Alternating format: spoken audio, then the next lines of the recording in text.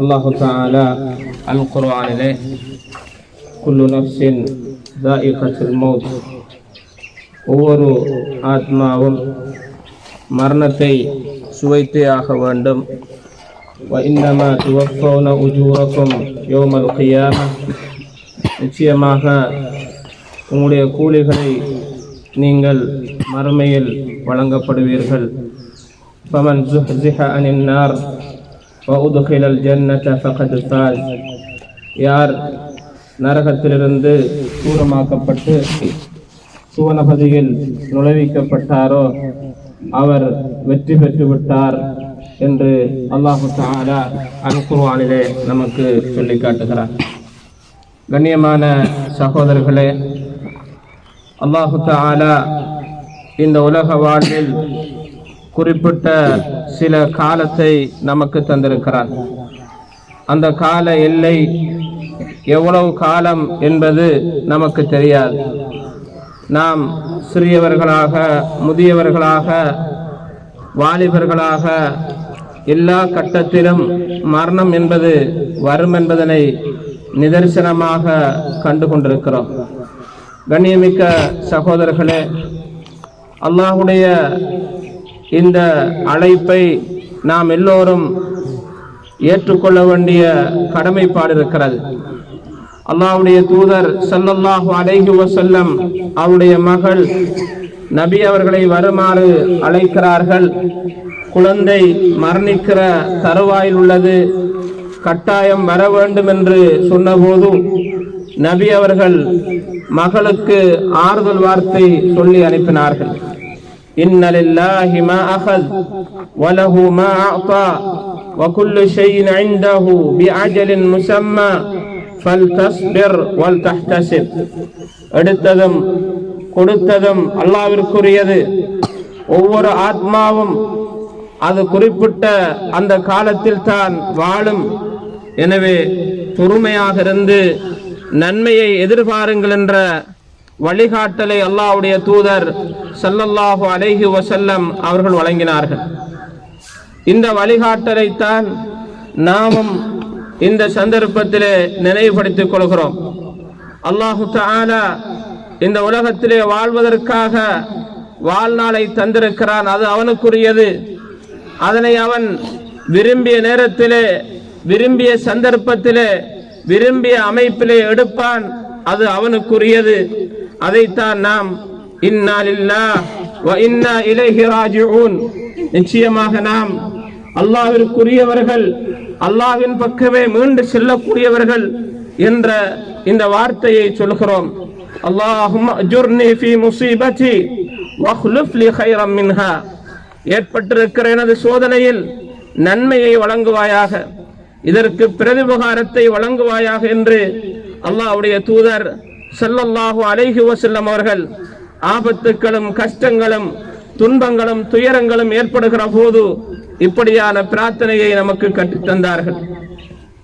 கண்ணியமிக்க சகோதரர்களே, இன்று மரணித்திருக்கிற இந்த ஜனாஸா வாழ்நாளில் மிக அற்புதமான செயல்பாட்டில் ஈடுபட்டவர் என்பதனை நினைவுபடுத்த வேண்டிய கடமைப்பாடு இருக்கிறது. நபி அவர்கள் சொன்னார்கள், உத்குரு மஹாசின மௌத்தாக்கும், உங்களில் மரணித்தவரின் நல்ல செயல்களை எடுத்து சொல்லுங்கள் என்றார்கள். இந்த ஜனாஸா இளம் குழந்தைகளை பெற்ற வயதிலேயே தன்னுடைய கணவனை இழந்தவர்கள். 2 குழந்தைகளையும் சாலிஹான அடிப்படையில் அல்லாஹ்வுடைய மார்க்கத்தை கற்க வேண்டும் என்ற அடிப்படையில் 2 குழந்தைகளையும் அழகிய தர்பியாவை கொடுத்து மார்க்கத்தை கற்பித்தார்கள். இன்று ஜனாசாவை தொழுவித்த இந்த ஜனாசாவுடைய மகன் அல்ஹாமியாவிலே கல்வி கற்று அவர் ஒரு மௌலவியாக பட்டம் பெற்றவர். இந்த ஜனாசா தேடிக்கொண்ட அந்த நற்செயலினால் இங்கு நூற்றுக்கணக்கான மௌலவிமார்கள் கூடியிருக்கிறார்கள். அவருடைய சக நண்பர்கள் மற்றவர்கள் என்று பலர்களும் கூடி இந்த ஜனாசா சிறப்பான துஆவை பெற்றிருக்கிறது என்றால் இதுதான் நாம் இந்த உலகத்திலே சேகரிக்கின்ற நல்ல காரியமாக இருந்து கொண்டிருக்கிறது.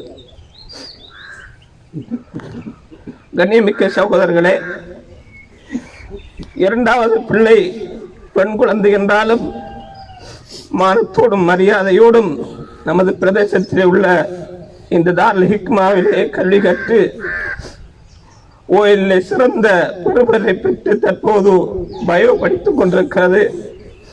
அல்லாஹு தஆலா அந்த இரண்டு குழந்தைகளுக்கும் ஆறுதலையும் அவர்களுக்கு நல்ல நிலையையும் அல்லாஹு தஆலா வழங்க வேண்டும் என்று இந்த சந்தர்ப்பத்திலே பிரார்த்தனை செய்து கொள்கிறோம்.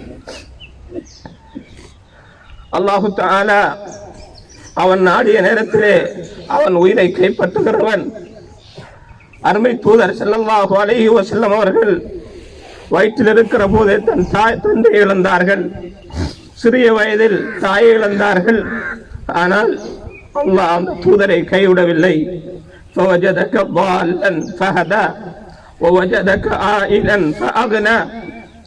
உம்மை நாம் வழி தவறிய நிலையில் கண்டு நேர் வழி காட்டினோம், ஏழ்மையை கண்டு பணத்தை வழங்கி செல்வத்தை வழங்கினோம் என்று அல்லாஹு தஆலா அல் குர்ஆனிலே அல்லாஹ்வுடைய தூதருக்கு ஆறுதல் சொல்கிறானே, அந்த ஆறுதல் நம் எல்லோருக்கும் ஆறுதலாக இருக்கும். நிச்சயமாக அல்லாஹ் அவன் ஒரு நிர்ணயத்தை வைத்திருப்பான், அவன் கைவிட மாட்டான். நிச்சயமாக நம் எல்லோருக்கும் அவன் பெரியவன். அதனால் தான் நாம் அல்லாஹு அக்பர், அல்லாஹ் மிக பெரியவன் என்று சொல்லிக் கொண்டிருக்கிறோம். கண்ணியமிக்க சகோதரர்களே, இந்த உலகத்திலே நம்முடைய குழந்தைகள் சாலிஹான குழந்தைகளாக, நல்ல குழந்தைகளாக அவர்கள் வளர வேண்டும். அல்லாஹ்வுடைய மார்க்கத்தை பின்பற்றுகிறவர்களாக, அல்லாஹ்வுடைய மார்க்கத்தை தன் வாழ்வில் எடுத்து நடக்கின்ற நற்பாக்கியம் மிக்கவர்களாக ஆக்குவதுதான் நம் பெற்றார்களுடைய மிகப்பெரிய கடமையும் பொறுப்புமாக இருக்கிறது. அந்த பொறுப்பை கணவனை இழந்தும் தன்னன் தனியாக நின்று குடும்ப உதவியோடு செய்திருக்கிறார்கள். அப்படியான பொறுப்பு மிக்க தந்தைகளாக நாம் எல்லோரும் மாற வேண்டும். இந்த உலக வாழ்வு என்பது அல்லாஹ் மறுமையிலே நம்மளை விசாரிப்பான். உங்களுடைய பொறுப்பு என்ற தந்தை என்ற இந்த பொறுப்பை நீங்கள் எப்படி செய்தீர்கள் என்று அல்லாஹ் விசாரிக்கிற போது நம் குழந்தைகளை மார்க்கம் உள்ளவர்களாக, மார்க்கப்பட்டுள்ளவர்களாக, தொழுகையாளிகளாக நாம் மாற்றினோமா என்று நாம் ஒவ்வொருவரும் நம்மளை சிந்திக்க வேண்டிய கடமைப்பாடு இருக்கிறது. அல்லாஹு தஆலா அல் குர்ஆனிலே சொல்கிறான், யா அய்யுஹல்லதீன ஆமனு கு அன்ஃபுஸகும் வ அஹ்லீகும் நாரா. இறை விசுவாசம் கொண்டவர்களே, உங்களையும் உங்களுடைய குடும்பத்தார்களையும் நரக நெருப்பிலிருந்து பாதுகாத்துக் கொள்ளுங்கள் என்று அல்லாஹு தஆலா குறிப்பிடுகிறான். நம்மளை நாம் நரகத்திலிருந்து பாதுகாத்து நற்பாக்கியம் பெற்ற மக்களாக அல்லாஹு தஆலா என்னையும் உங்களையும் ஆக்க வேண்டும் என்று பிரார்த்தனை புரிந்து, இந்த ஜனாசாவுக்காக நீங்கள் பிரார்த்தனை செய்துவிட்டு செல்வதோடு குடும்ப உறவினர்களுக்கும் ஆறுதல் வார்த்தை தாஜியா சொல்லிவிட்டு செல்லுமாறு வேண்டி விடைபெறுகிறேன். வ ஆகிர் தஅவானா அனில் ஹம்துலில்லாஹி ரப்பில் ஆலமீன்.